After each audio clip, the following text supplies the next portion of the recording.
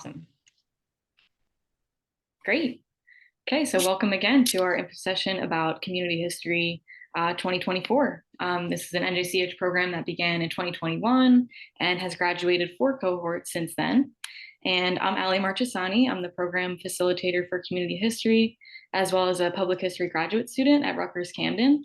I've worked with 2 cohorts since I began at NJCH as an intern in 2022, under the direction of our director of programs and also the creator of this program, Gigi Naglak, who I'll now let introduce herself and say a little bit about community history. Hi, everyone. Thank you so much for being here. As Ali said, community history launched in 2021 after we were originally supposed to launch in 2020, and I wonder what happened. We had our original funding from the New Jersey Historical Commission, and since this has come on, we've completed 4 cohorts of community history. This will be our 5th in 2024. We're extremely proud of this program, and we're particularly proud of the opportunity it creates for us to diversify the types of stories we're being told in history and really celebrate a more nuanced, complex, and local history as part of our New Jersey history story. So I think I'll leave it at that. The last person on our team from the New Jersey Council for the Humanities that I want to introduce is my boss and our executive director, Karin Berkowitz. Thank you, Gigi, and welcome everyone. As Gigi said, we are incredibly proud of this program. This is a program that Gigi really put together in response to need that we heard bubbling up from the community and that we saw in the community. We are your statewide humanities council. Every state has one, and we are the one for the Garden State. So we spend a lot of our time trying to figure out what the landscape really needs within New Jersey. And this program really spoke to something that we saw in terms of an appetite that was out there among people who maybe didn't have the training, but they really wanted to document their community's history. One of the things that I always like to say is that we can't build a more equitable future without understanding our past and without understanding each other's stories. So this program feels really crucial. There are no better people that I could think of to lead it than Ali and Gigi. So without further ado, I'm going to turn it back over to Ali. She's going to tell you more about the program. And we're so glad you're all with us today and that you're interested. Okay, thank you. So I've set out a series of questions that we're going to answer in this info session. One of them is obviously, what is community history? A little bit more about that. Who is it for? What are its components? The timeline for the program? How many participants does each organization need? And also, what are the important dates and how to apply? I want to say that please keep in mind that all of this information is laid out on the NJCH website for you to reference at any time.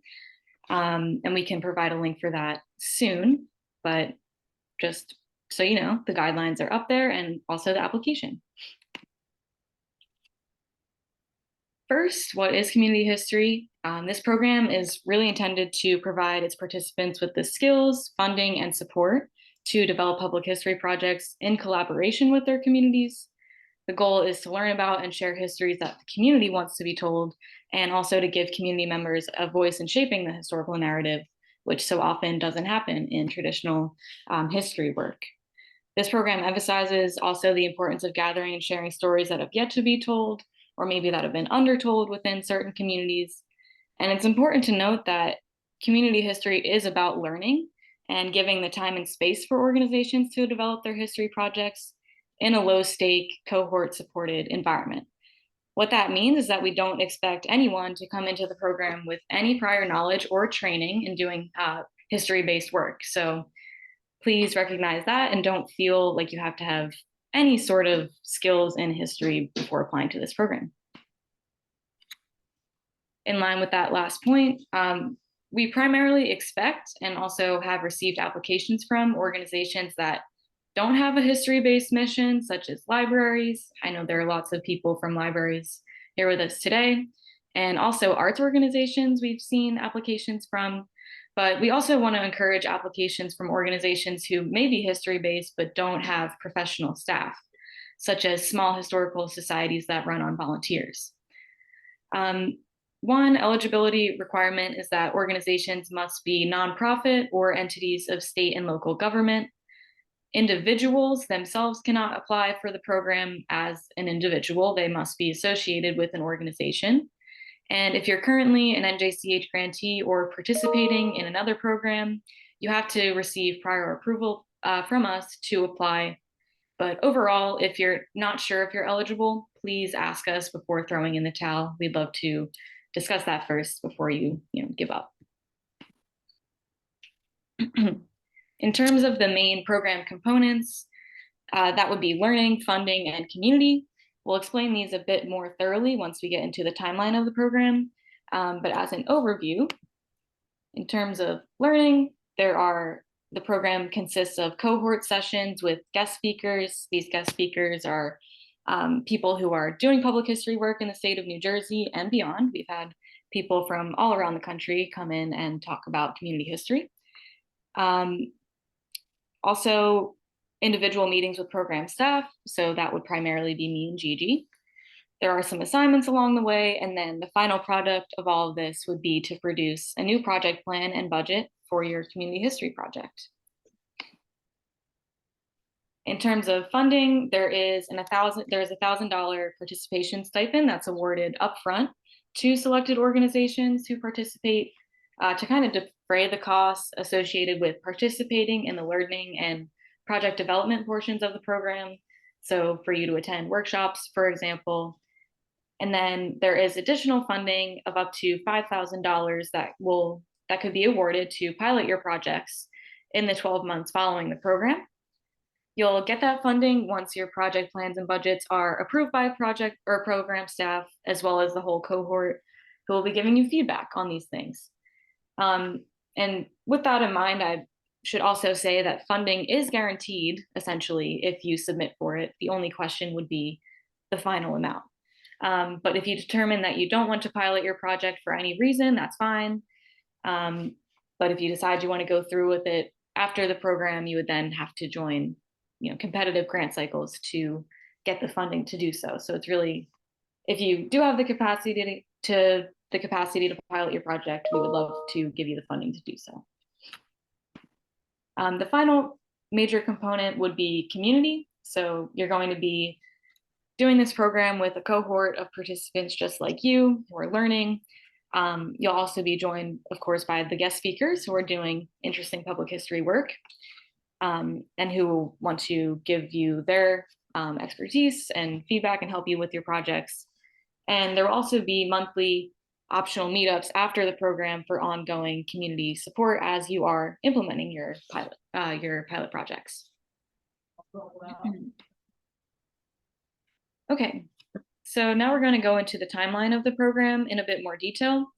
There are 3 parts. The first part is this learning intensive period that takes place from March to June 2024.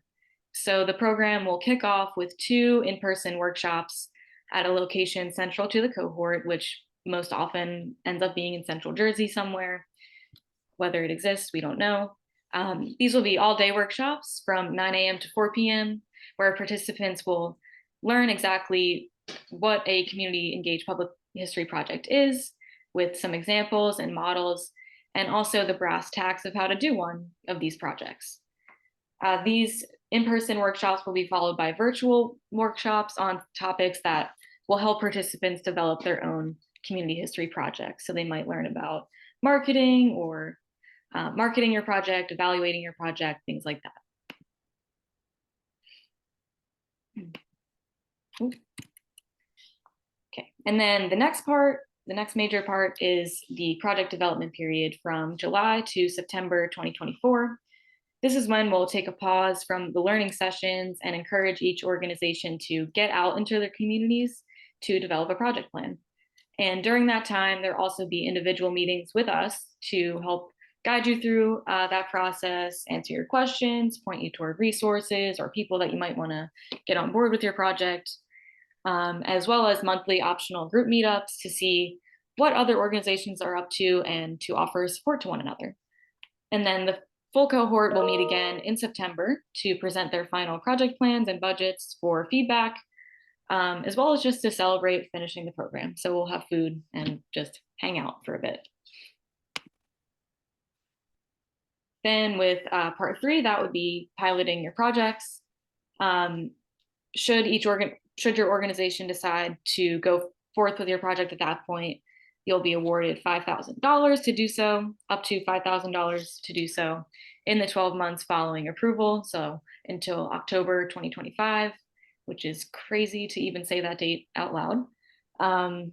There will still be opportunities to meet with staff and the cohort during that period, and it will conclude with each organization submitting really fun final reports and budget reports that document what exactly it is that you did with your project, essentially. So nothing too crazy, just to make sure that we know what happened. In terms of participants, we ask that you commit at least 1 and preferably 2 to 3 project team members to be represented at all program sessions, activities, and meetings. These don't have to be the same people each time, although that might be beneficial to your organization. And your project team members may be staff members, volunteer members, people who are on your organization's board, or just anyone who is participating in your community history project and is committed to it in some way. The reason that we say preferably 2 to 3 is so that your organization is getting the most out of these learning sessions and project development sessions, and also because it makes the cohort style learning much more beneficial and engaging and lively for everyone involved. There's much better discussion that way, much more questions being asked that will end up being beneficial to everyone. So that's why we say preferably 2 to 3. Another quick reminder is that community history is not a grant program. So when you apply for a grant, you basically have to know what you're doing at that point, unless you're applying for an incubation grant. For community history, you have to not know exactly what you're doing. So there are a few distinctions here.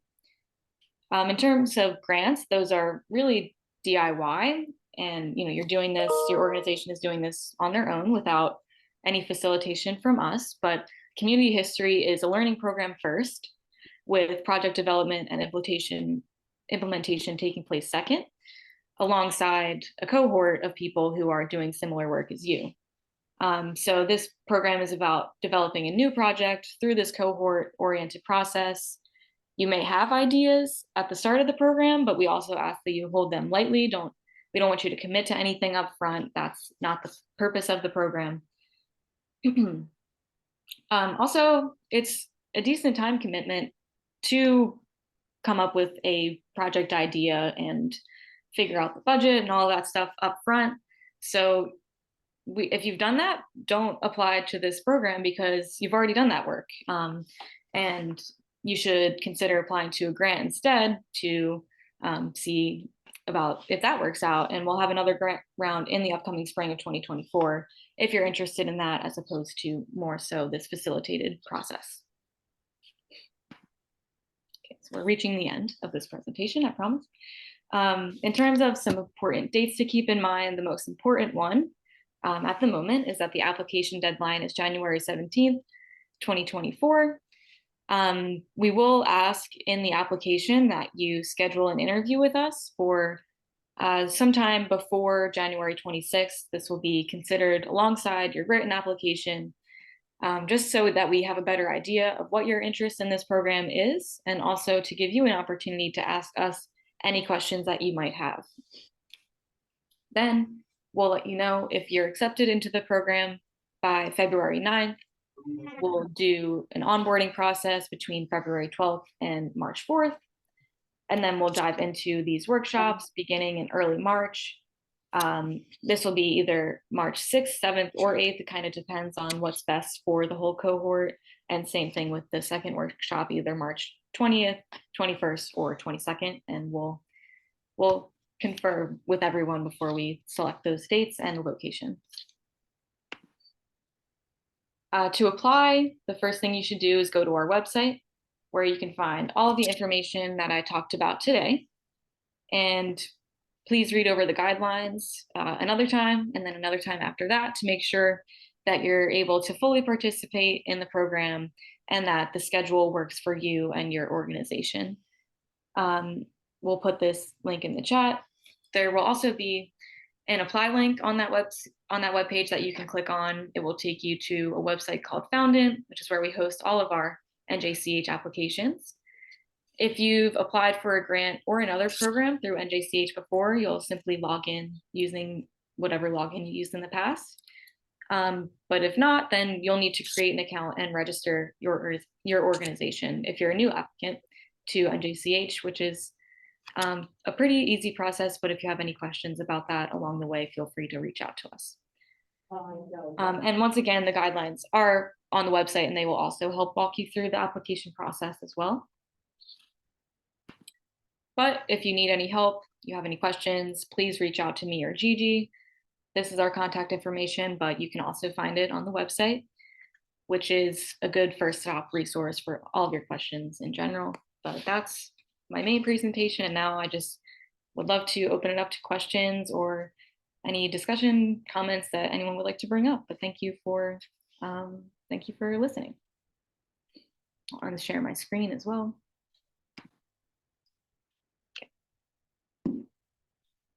Does anybody have any questions that they have about the program?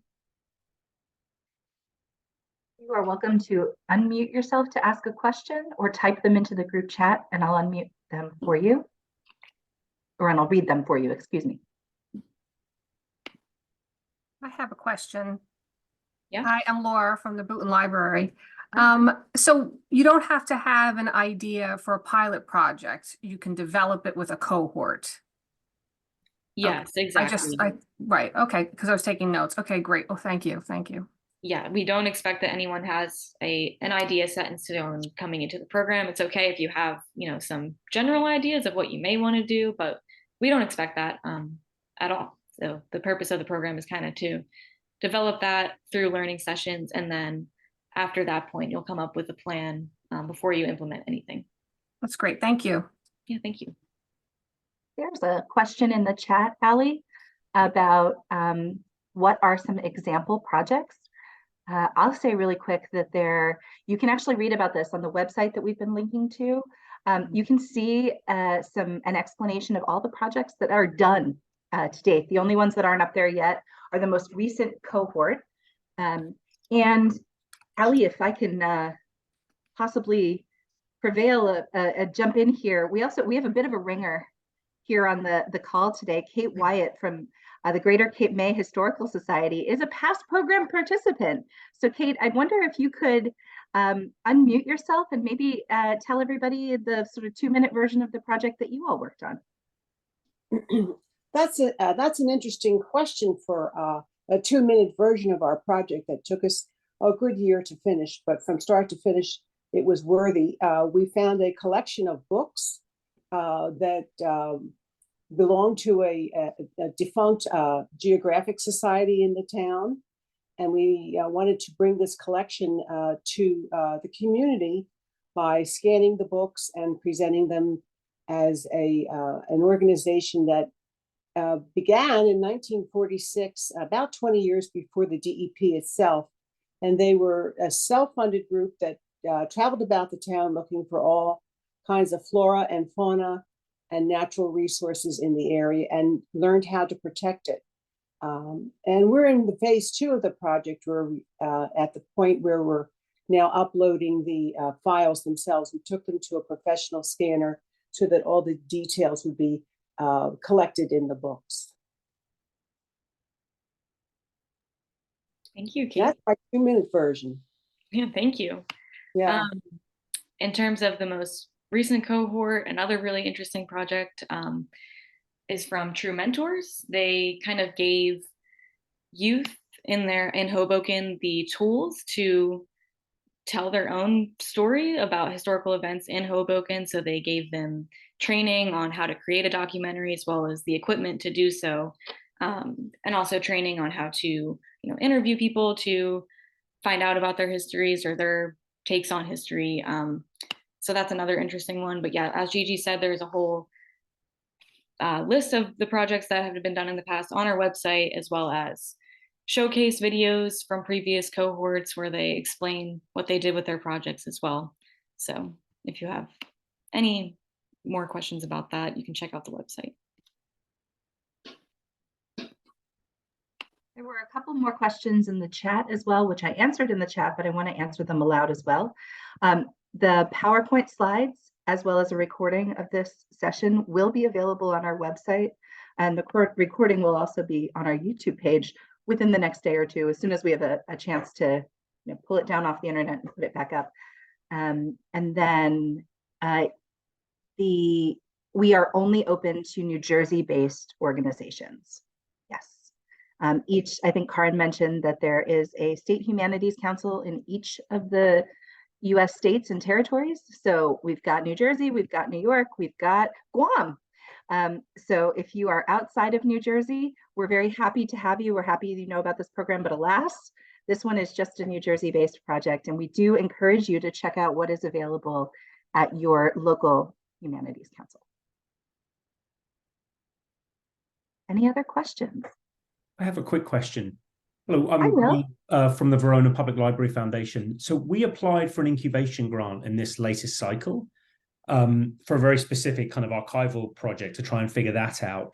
But we have some other thoughts about history projects. Would the incubation grant, would that reduce our likelihood of being accepted into this?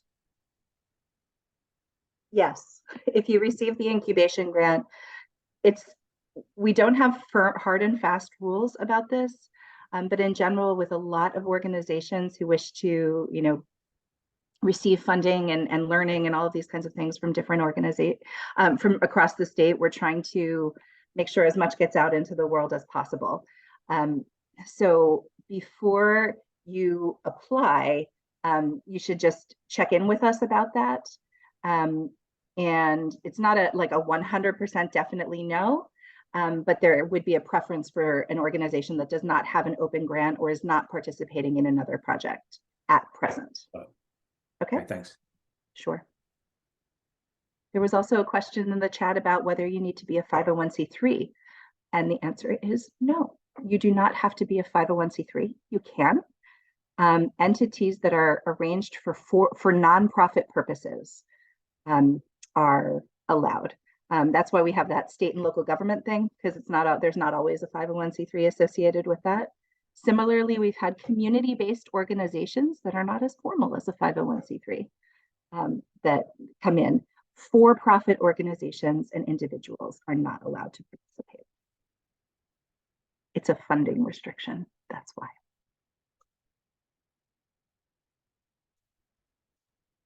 Any other questions?